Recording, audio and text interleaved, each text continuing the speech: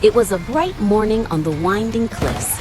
A massive red truck, stacked with crates of chickens, crawled up the narrow road. The driver, Bob, whistled proudly until bump! One wheel dropped into a giant pothole. The truck tilted, feathers flew, and chickens began clucking wildly. Just then, a police car raced around the bend, sirens blaring.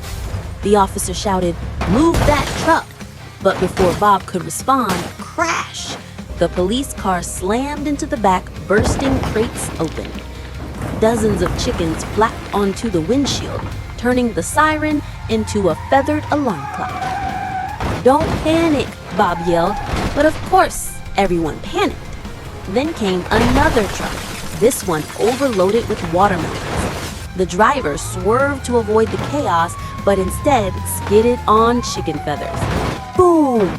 The melon truck smashed sideways, melons exploding like green grenades, splattering juice down the cliff wall. The officer climbed out, dripping with watermelon seeds, shouting, "This is officially a disaster!" Finally, the rescue team arrived with a crane. They hooked onto Bob's tilting chicken truck. The crowd cheered until snap! The cable broke and the crane's boom arm swung forward, crushing the police car flat. Another crash echoed across the canyon. If that wasn't enough, a rescue helicopter swooped in to help, but its spinning blades blasted the remaining watermelons into the sky. Some smashed on helmets, others bounced into the cliff, and one perfect watermelon landed inside the destroyed police car with a plop.